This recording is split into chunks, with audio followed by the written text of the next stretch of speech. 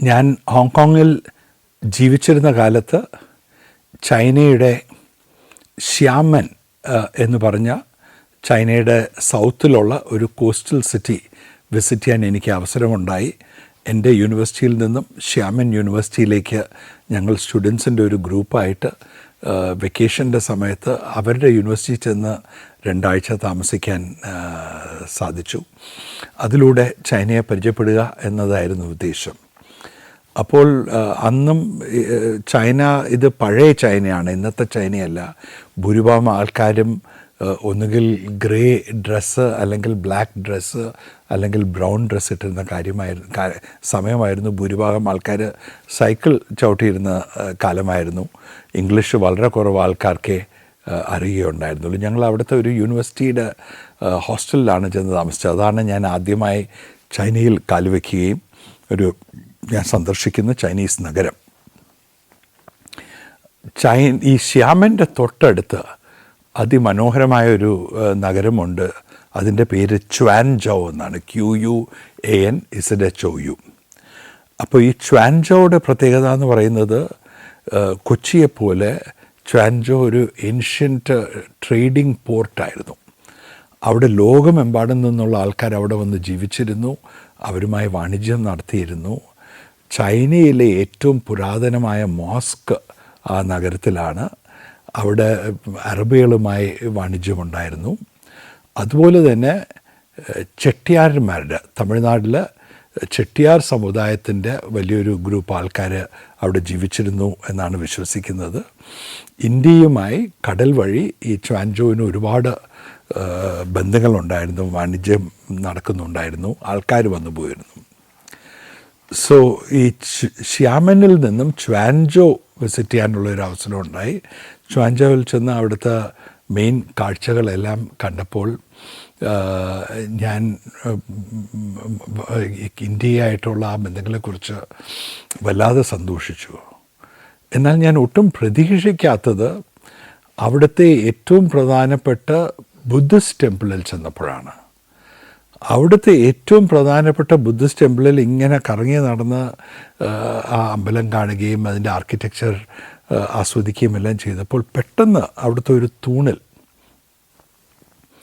കൃഷ്ണൻ കാളിയൻ്റെ മുകളിൽ നൃത്തം ചെയ്യുന്ന ഒരു സ്കൾപ്ചർ,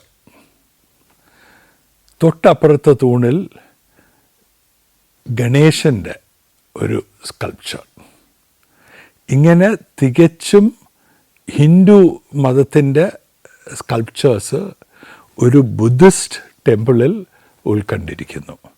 ഞാനിത് എങ്ങനെ സംഭവിച്ചു എന്ന് അതിശയിച്ചു. ഇതൊരു ബുദ്ധിസ്റ്റ് ടെമ്പിളാണ്. നേരത്തെ ഞാൻ പറഞ്ഞ പോലെ തായ്ലൻഡിൽ ഹിന്ദുയിസവും ബുദ്ധിസവും മിക്സ്ഡ് ആയിട്ടുള്ള റിലിജനാണ്.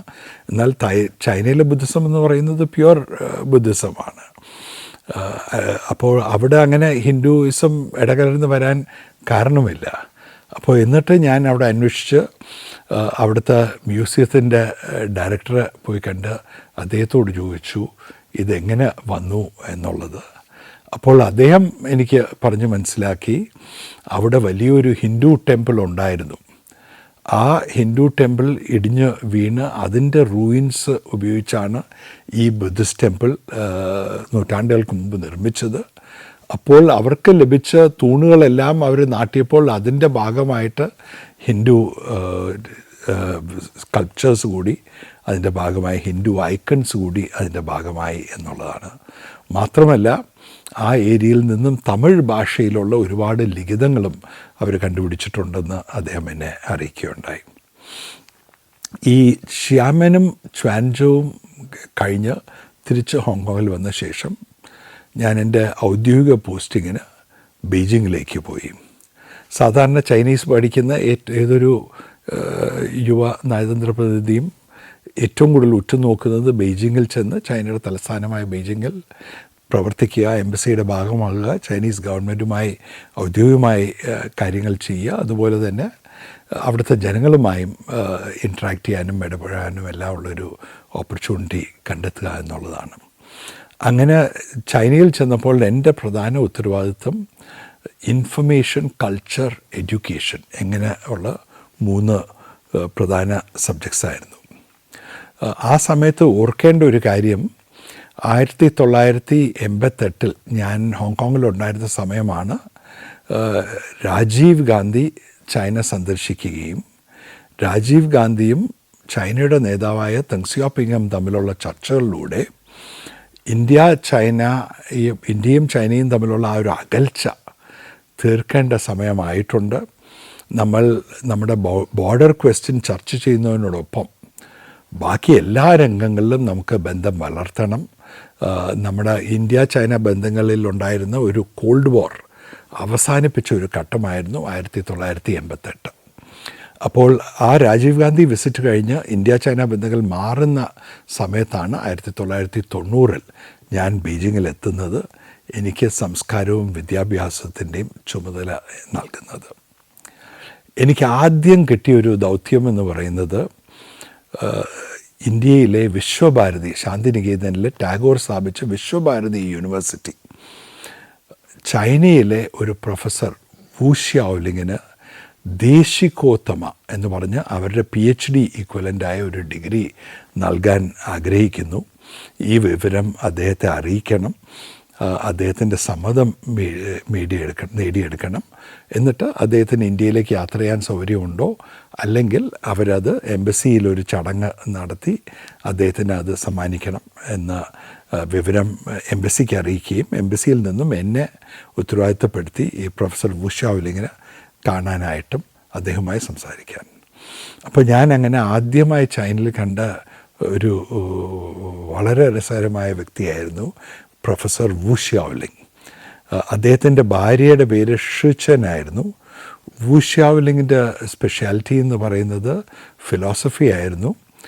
ഷിച്ചൻ്റെ സ്പെഷ്യാലിറ്റി എന്ന് പറയുന്നത് ബംഗാളി ലാംഗ്വേജ് ആയിരുന്നു. അവർ ടാഗോറിൻ്റെ പല കൃതികളും കവിതകളും ചൈനീസിലേക്ക് വിവർത്തനം ചെയ്തിട്ടുള്ളൊരു ലേഡിയാണ്. വു ഷിയാവോലിങ് സ്വാതന്ത്ര്യത്തിന് മുമ്പ് 40കളിൽ ഇന്ത്യ സന്ദർശിച്ച് വിശ്വഭാരതിയിൽ പോയി പഠിച്ച ഒരു വ്യക്തിയാണ്. അദ്ദേഹത്തിന് ഒരുപാട് കഥകൾ അന്നത്തെ കാലത്തെക്കുറിച്ച് എന്നോട് പറയുവാനുണ്ടായിരുന്നു. അദ്ദേഹം എങ്ങനെ കപ്പലെടുത്ത് ആദ്യം കൽക്കട്ടയിലെത്തി, എന്നിട്ട് ട്രെയിൻ എടുത്ത് ശാന്തിനികേതൻ അടുത്ത് വരെ എത്തി, അവിടെ നിന്നും ഏറ്റവും അവസാനം കാളവണ്ടിയിൽ യാത്ര ചെയ്താണ് അദ്ദേഹം വിശ്വഭാരതിയിലെത്തിയത്. വിശ്വഭാരതിയിൽ എത്തിയ ശേഷം അദ്ദേഹത്തിന് വളരെ ഹാർദവമായ ഒരു സ്വീകരണമാണ് അവിടെ ലഭിച്ചത്. അദ്ദേഹം നീണ്ട കാലം അവിടെ ജീവിച്ചു, അവിടെ പഠിച്ചു, പഠിപ്പിച്ചു. അങ്ങനെ വിശ്വഭാരതിയുടെ ഒരു ഭാഗമായി ജീവിച്ച ഒരു വലിയ വ്യക്തിയാണ്. അപ്പോൾ ഞാൻ ഇതൊക്കെ കേട്ട് വളരെ ഇമ്പ്രസ്സായിട്ട് ഞാൻ പറഞ്ഞു, സർ, ഞാൻ എന്ത് ചെയ്യാൻ സാധിക്കും നിങ്ങൾ അത് ഈ അടുത്ത കാലത്തൊന്നും ഇന്ത്യ ചൈന ബന്ധങ്ങളിലുള്ള അകൽച്ച കാരണം അദ്ദേഹത്തിന് ഇന്ത്യയിലേക്ക് യാത്ര ചെയ്യാൻ സൗകര്യം ഉണ്ടായിട്ടില്ല. പിന്നെ അദ്ദേഹത്തിൻ്റെ ആരോഗ്യവും വളരെ മോശമായിരുന്നു. അപ്പോൾ പറഞ്ഞു, ഞാൻ നിങ്ങൾക്ക് എന്ത് ചെയ്യാം, I want to do something for you, please tell me എന്ന് ഞാൻ അദ്ദേഹത്തോട് പറഞ്ഞപ്പോൾ അദ്ദേഹം പറഞ്ഞു, യെസ്, എനിക്ക് ഒരു കാര്യം വേണം, ഇന്ത്യയിൽ ഞാൻ ഏറ്റവും കൂടുതൽ മിസ് ചെയ്യുന്ന ഒരു കാര്യമുണ്ട്, എനിക്കത് നിങ്ങൾ അടുത്ത പ്രാവശ്യം ഇന്ത്യയിൽ പോകുമ്പോൾ കൊണ്ടുവരുമോ, എനിക്ക് എങ്ങനെയെങ്കിലും കണ്ടുപിടിച്ച് തരാമോ? അപ്പോൾ ഞാൻ വിചാരിച്ചു, ഇത് എന്താണ്, പുസ്തകങ്ങളാണോ, വല്ല പ്രൊഫസറിൻ്റെയും കോൺടാക്ട്സ് ആണോ, എന്താണ് ഇദ്ദേഹം ആഗ്രഹിക്കുന്നത് ഇന്ത്യയിൽ നിന്ന്? ഞാൻ സ്വയം ചോദിച്ചു. എന്നിട്ട് അദ്ദേഹത്തോട് ചോദിച്ചു, എന്താണ് ഈ സാധനം? അപ്പോൾ പുള്ളി പറഞ്ഞു, ദിനേശ് ബീഡി. ഞാൻ ഇന്ത്യയിൽ വെച്ച് ദിനേശ് ബീഡി വലിച്ച് ശീലമായി. തിരിച്ച് ചൈനയിൽ വന്നിട്ട് എനിക്ക് ദിനേശ് ബീഡി വലിക്കാൻ അവസരമില്ല, നിങ്ങൾ ദയവ് ചെയ്ത് എനിക്കൊരു ദിനേശ് ബീഡി കൊണ്ടുതരൂ എന്നതായിരുന്നു അദ്ദേഹത്തിൻ്റെ അഭ്യർത്ഥന. ചൈനയിൽ ഞാൻ കണ്ടുമുട്ടിയ ഏറ്റവും രസികനായൊരു കഥാപാത്രം ചൈനയിലെ ഏറ്റവും പ്രശസ്തനായ ഒരു ആർട്ടിസ്റ്റാണ്. അദ്ദേഹത്തിൻ്റെ പേര് ഹാൻ മെയ്ലീൻ എന്നാണ്. ഇംഗ്ലീഷിൽ ML ഹാൻ എന്നാണ് അദ്ദേഹം എഴുതുന്നത്. എയർ ചൈനയുടെ ലോഗോ ഡിസൈൻ ചെയ്തത് അദ്ദേഹമാണ്. ചൈനയുടെ പല വലിയ നഗരങ്ങളിലും പടുകൂറ്റൻ സ്കൾപ്ചേഴ്സ് നഗരമധ്യേ അദ്ദേഹം സൃഷ്ടിച്ചിട്ടുണ്ട്.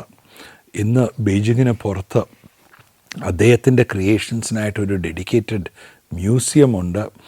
അദ്ദേഹം സ്കൾപ്റ്റ് ചെയ്യും, അദ്ദേഹം വരയ്ക്കും, വാട്ടർ കളേഴ്സ് ഉപയോഗിക്കും, സ്കെച്ച് പെൻ കൊണ്ടുവരയ്ക്കും, ഓയിൽ കളേഴ്സ് ഉപയോഗിക്കും. അങ്ങനെ മൾട്ടി ഫേസറ്റഡ് ആയിട്ട് വളരെ ടാലൻറ്റഡ് ആയിട്ടൊരു വ്യക്തിയാണ്. സാധാരണ അദ്ദേഹത്തെ താരതമ്യപ്പെടുത്തുന്നത് ഇന്ത്യയിലെ എം.എഫ്. ഹുസൈനോടാണ്. അദ്ദേഹവും ഹുസൈൻ സാബിനെ പോലെ അവരുടെ പാർലമെൻറ്റിൻ്റെ ഒരു അംഗം കൂടിയായിരുന്നു നോമിനേറ്റഡായി. ഈ ഹാൻമെയിലിനെ ഞാൻ ഒരു സുഹൃത്ത് വഴി ചൈനീസ് ഫ്രണ്ട്, ഹിന്ദി പഠിച്ചിട്ടുള്ളൊരു ചൈനീസ് ബീജിംഗ് യൂണിവേഴ്സിറ്റിയിലെ പ്രൊഫസർ വഴിയാണ് പരിചയപ്പെടുന്നത്. എന്നാൽ ഞങ്ങൾ പെട്ടെന്ന് അടുത്തു. അദ്ദേഹത്തെ വീണ്ടും വീണ്ടും കാണാൻ പോവുകയും അദ്ദേഹം ഭക്ഷണത്തിനും അദ്ദേഹത്തിൻ്റെ സ്റ്റുഡിയോയിലേക്കും എല്ലാം ഞങ്ങളെ ക്ഷണിക്കുകയും ചെയ്തിരുന്നു. ഞങ്ങൾക്ക് ഒരുപാട് പെയിൻറ്റിങ്സ് സമ്മാനിക്കുകയും ചെയ്തു. ഹാൻമെയിലിൻ്റെ കഥ വളരെ സങ്കടം ഉളവാക്കുന്നതാണ്. അദ്ദേഹം പറഞ്ഞത് ചൈനയിലെ കൾച്ചറൽ റെവല്യൂഷൻ്റെ സമയത്ത് അദ്ദേഹത്തിൻ്റെ തന്നെ സ്റ്റുഡൻസ് വന്ന് അദ്ദേഹത്തിൻ്റെ കയ്യിൽ ഉള്ള ഈ ടെൻഡൻസ് കത്തി കൊണ്ട് ഉപയോഗിച്ച് കട്ട് ചെയ്ത് കളഞ്ഞു. ഒരു കാലത്തും അയാൾ ബ്രഷ് പിടിക്കാൻ പാടില്ല എന്ന വൈരാഗ്യത്തോടു കൂടി. കൾച്ചറൽ റെവല്യൂഷൻ എന്ന് പറയുന്നത് ചൈനയിൽ 60കളിൽ മാവോസേത്തുങ് തുടങ്ങിയ ഒരു പവർ സ്ട്രഗിളായിരുന്നു. പക്ഷെ അതൊരു ആൻറ്റി ഇൻ്റലക്ച്വൽസ്, ആൻറ്റി ആർട്ടിസ്റ്റ് ഒക്കെ ആയിട്ട് അത് മാറിത്തിരിഞ്ഞു. ഒരു ചൈനക്കാർ തന്നെ ചൈനയ്ക്ക് ഭ്രാന്ത് പിടിച്ച ഒരു കാലഘട്ടം, അല്ലെങ്കിൽ നഷ്ടപ്പെട്ടു പോയ ഒരു കാലഘട്ടം, ഒരു ജനറേഷൻ്റെ കാലഘട്ടം എന്നൊക്കെയാണ് അതിനെ വിശേഷിപ്പിക്കുന്നത്. അപ്പോൾ ഈ കൾച്ചറൽ റെവല്യൂഷനിൽ ഒരുപാട് കഷ്ടത അനുഭവിച്ച് ഒരു ആർട്ടിസ്റ്റിന് ഏറ്റവും കൂടുതൽ ആഗ്രഹിക്കുന്നത് വരയ്ക്കുക, സൃഷ്ടിക്കുക എന്നുള്ളതാണ്. ഒരു ക്രിയേറ്റീവ് പേഴ്സൺ ആഗ്രഹിക്കുന്നത്. അതിന് അനുവാദമില്ലാതെ, അതിനെ ഫിസിക്കലി പോലും കേപ്പബിൾ അല്ലാത്ത ആക്കുന്ന പല കാര്യങ്ങളും അദ്ദേഹം അനുഭവിക്കുകയുണ്ടായി. അതിനുശേഷം കൾച്ചറൽ റെവല്യൂഷൻ മാറി പുതിയ പോളിസീസ് വന്ന് വീണ്ടും ഒരു ഓർഡറും സ്റ്റെബിലിറ്റി എല്ലാം സൊസൈറ്റിയിൽ വന്നപ്പോൾ പുള്ളി എന്നോട് പറഞ്ഞത്, പുള്ളിക്ക് ഒരേ ഒരു ആഗ്രഹമുണ്ടായിരുന്നുള്ളൂ: സൃഷ്ടിക്കുക, പരമാവധി പുതിയ കാര്യങ്ങൾ ചെയ്യുന്ന കാര്യങ്ങൾ എത്ര വലുതായി ചെയ്യാൻ പറ്റുമോ അത്രയും വലുതായി ചെയ്യുക എന്നുള്ളതാണ്. Malaysia, Thailand, Tanzania, China. സഞ്ചാരം വോളിയം നമ്പർ 12 ഫുൾ HD-യിലുള്ള ഈ അപൂർവ ദൃശ്യയാത്രാ വിവരണ ശേഖരം സ്വന്തമാക്കാൻ 9995444222 എന്ന നമ്പറിലേക്ക് സഞ്ചാരം എന്ന് SMS ചെയ്യൂ. മെയ് 1992 ഇന്ത്യൻ രാഷ്ട്രപതി ആർ വെങ്കട്ടരാമൻ ചൈന സന്ദർശിക്കുകയുണ്ടായി. ആ സന്ദർശന വേളയിലെ 2 രസകരമായ കഥകളുണ്ട്.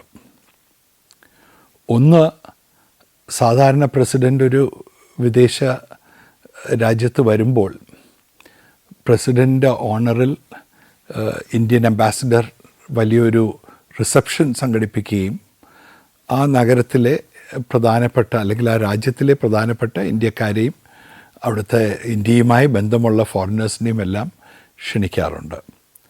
അങ്ങനെ ഒരു ചടങ്ങ് വേണ്ടിയുള്ള എല്ലാ ഏർപ്പാടുകളും നടത്തി ആ ചടങ്ങ് തുടങ്ങാൻ ഒരു അരമണിക്കൂർ ബാക്കിയുള്ളപ്പോൾ, ആ ചടങ്ങ് തുടങ്ങിയാലുടൻ ഇന്ത്യൻ പ്രസിഡൻ്റ് അവിടെ വന്ന് പങ്കെടുക്കേണ്ടതാണ്. പെട്ടെന്ന് വെങ്കട്ടരാമൻ്റെ അസിസ്റ്റൻസിൽ നിന്നും ഒരു പരിഭ്രാന്തി. അവർ ഓടി എംബസി ഓഫീഷ്യൽസിനോട് വന്ന്, അയ്യോ, ഒരു വലിയൊരു അബദ്ധം പറ്റി, ഞങ്ങളെ സഹായിക്കണം എന്ന് പറഞ്ഞു. എന്തായിരുന്നു അബദ്ധം? പ്രസിഡന്റ് വെങ്കട്ടരാമൻ ആഗ്രഹിച്ചിരുന്നത് ഒരു കറുത്ത ഷെർവാനി ഇടുക എന്നുള്ളതാണ് ആ ചടങ്ങിൽ. എന്നാൽ പുള്ളിയുടെ അസിസ്റ്റൻസ് കറുത്തതിന് പകരം ഒരു വെളുത്ത ഷെർവാനിയാണ് കൊണ്ടുവന്നത്. പ്രസിഡന്റ് വെങ്കട്ടരാമൻ ഒരു കാരണവശാലും വെളുത്തതിടില്ല, അത് തെറ്റാണ്, പുള്ളിക്ക് അത് ഇഷ്ടമില്ല, ഇങ്ങനത്തെ ഒരു ചടങ്ങിന് ഒഫീഷ്യൽ ഡ്രസ്സായ കറുത്ത ഷെർവാനി തന്നെ ഇടണമെന്ന് ഭയങ്കര നിർബന്ധം.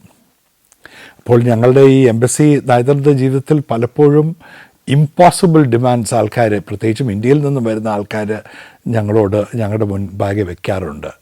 അങ്ങനെ ഒരു ഇമ്പോസിബിൾ ഡിമാൻഡ് പ്രസിഡന്റ് വെങ്കട്ടരാമൻ്റെ അസിസ്റ്റൻസ് വെച്ചു, ഞങ്ങൾക്കൊരു കറുത്ത ഷെർവാനി എവിടുന്നെങ്കിലും സംഘടിപ്പിച്ചു തരണമെന്ന്. ആ ലാസ്റ്റ് മിനിറ്റിൽ ചൈനയിൽ എവിടെ ചെന്നാണ് ഇന്ത്യൻ പ്രസിഡൻറ്റിന് ഒരു കറുത്ത ഷെർവാനി സംഘടിപ്പിക്കുക? ഞങ്ങളെല്ലാവരും തലപുകഞ്ഞ് ആലോചിച്ചു. പെട്ടെന്ന് ഐഡിയ വന്നു.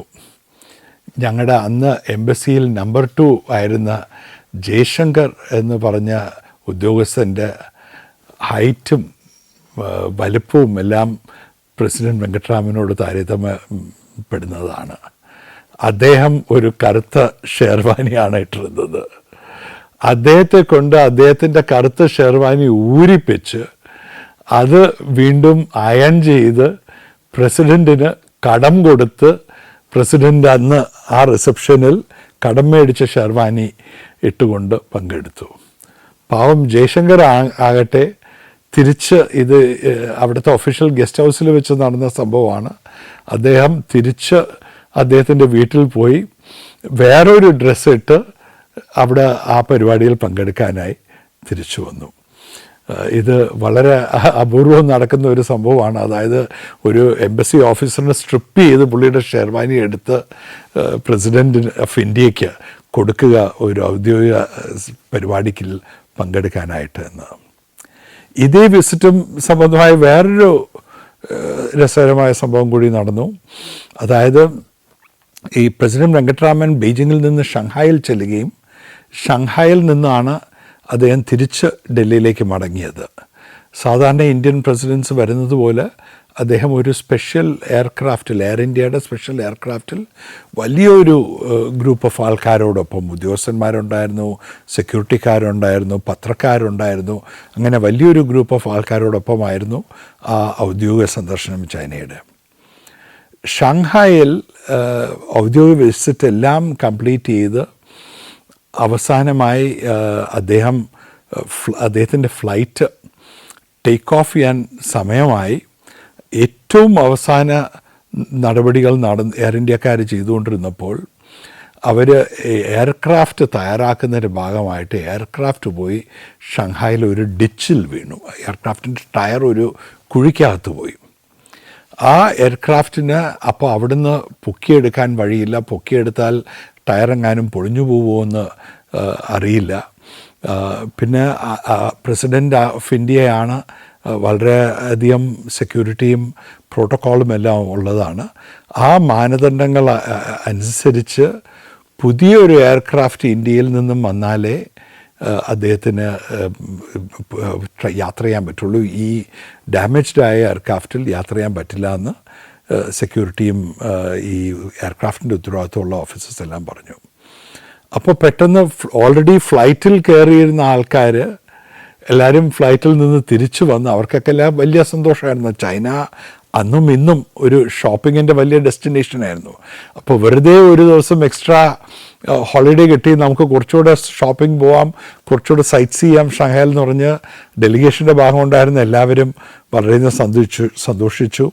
പ്രസിഡന്റ് വെങ്കട്ടരാമൻ സ്വയം എന്ത് ചിന്തിച്ചു എന്നുള്ളത് നമുക്കറിയില്ല, അദ്ദേഹം ഒന്നും പറഞ്ഞില്ല. അങ്ങനെ ഒരു ദിവസം കൂടി എക്സ്റ്റെൻഡ് ചെയ്ത് അടുത്ത ദിവസം പുതിയ എയർക്രാഫ്റ്റ് വന്ന ശേഷമാണ് പുതിയ എയർക്രാഫ്റ്റിൽ കയറി പ്രസിഡൻറ്റും പ്രസിഡൻ്റ് ഡെലിഗേഷനും ടേക്ക് ഓഫ് ചെയ്യുന്നത്. അന്ന് എനിക്ക് നൽകിയിരുന്ന ഉത്തരവാദിത്വം ഈ പ്ലെയിൻ ടേക്ക് ഓഫ് ചെയ്യുക എന്നത് ഉറപ്പുവരുത്തുക. എയർപോർട്ടിൽ നിന്നും ടേക്ക് ഓഫ് ചെയ്തിട്ട് ഒരു അരമണിക്കൂർ കഴിഞ്ഞിട്ട് ഡൽഹിയെ വിളിച്ച് അറിയിക്കുക, എല്ലാം സ്മൂത്തായി പ്ലെയിൻ ടേക്ക് ഓഫ് ചെയ്ത് കഴിഞ്ഞു, പ്രസിഡൻറ്റ് യാത്രയായി, ഇനി നിശ്ചിത സമയത്തിൽ ഡൽഹിയിലെത്തുമെന്നുള്ളത്. ഞാൻ ഈ അരമണിക്കൂർ കഴിയാനായി കാത്തിരിക്കുമ്പോൾ സഡൻലി ഒരു കോള് വരുന്നു ഷങ്ഹായ് എയർപോർട്ടിൽ എയർ ട്രാഫിക് കൺട്രോളിൽ നിന്നും. എയർക്രാഫ്റ്റുള്ള പൈലറ്റ് നിങ്ങളോട് സംസാരിക്കാൻ സാധിക്കുന്നു. അപ്പോൾ അവർക്ക് ഒരു സിസ്റ്റം ഉണ്ടായിരുന്നു, അതുവഴി പൈലറ്റിന് എയർ ട്രാഫിക് കൺട്രോളിന് സംസാരിക്കാൻ സാധിക്കുമായിരുന്നു. എയർ ട്രാഫിക് കൺട്രോൾ വഴി അവർ നമ്മുടെ കൺട്രോൾ റൂമിൽ കണക്ട് ചെയ്ത് തന്നു പൈലറ്റിന്.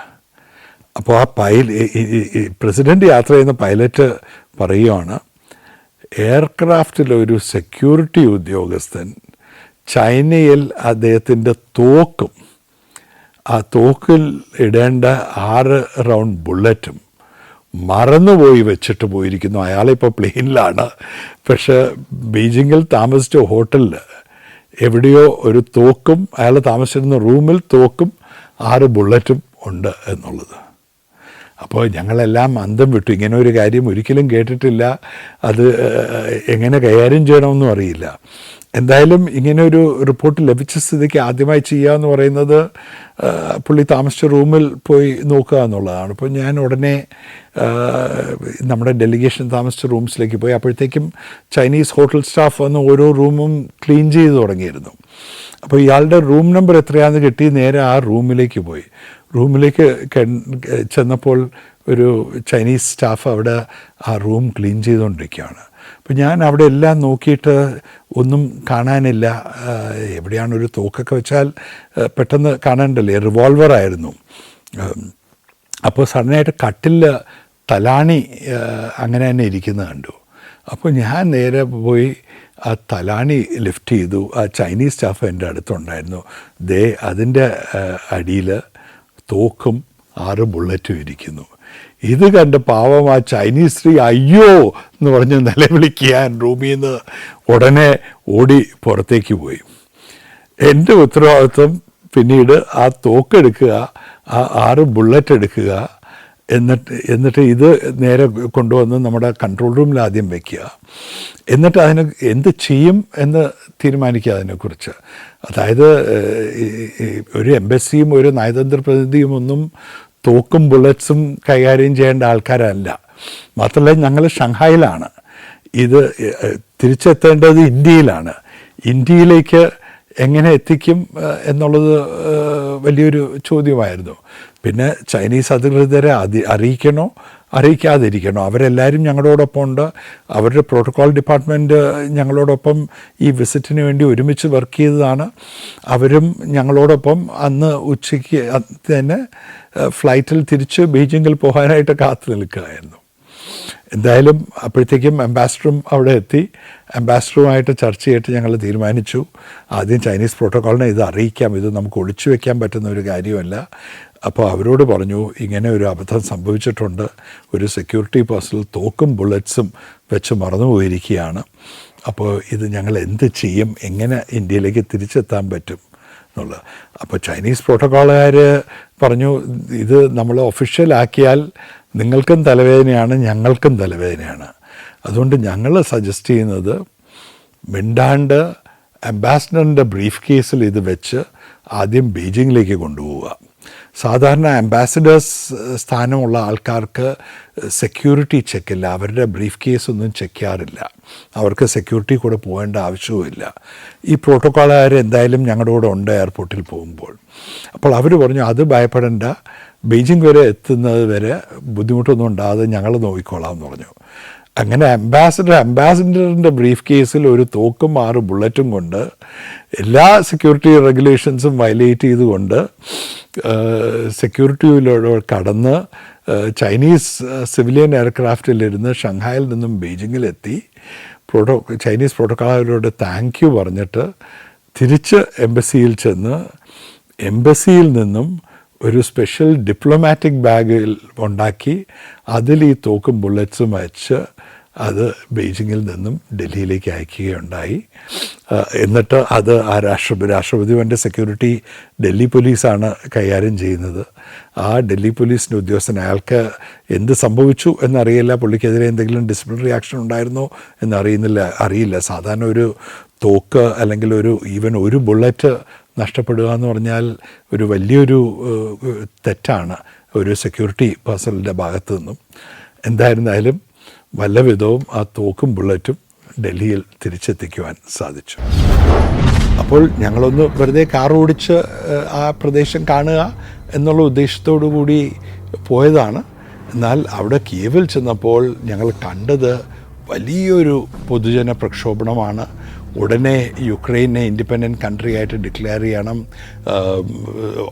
ഓട്ടോണമസ് ആയിരിക്കണം, സോവിയറ്റ് യൂണിയനുമായി അല്ലെങ്കിൽ റഷ്യയുമായി ബന്ധമൊന്നും ഉണ്ടാകരുത്, ഇതൊരു സോവിയറ്റ് യൂണിയൻ്റെ പിന്തുടർച്ച രാജ്യമാണ് എന്നെല്ലാം ആവശ്യപ്പെട്ടുകൊണ്ട് അവിടുത്തെ ജനങ്ങളുടെ, അവിടുത്തെ രാഷ്ട്രീയ നേതാക്കന്മാരുടെ വലിയൊരു പ്രൊട്ടസ്റ്റ് ഡെമോൺസ്ട്രേഷനും ഒരു പൊളിറ്റിക്കൽ മൂവ്മെൻറ്റും അന്ന് കാണുവാൻ സാധിച്ചു. അതാണ് ഇന്ന് നമ്മൾക്കറിയാം യുക്രൈനും റഷ്യയും യുദ്ധത്തിലാണ്.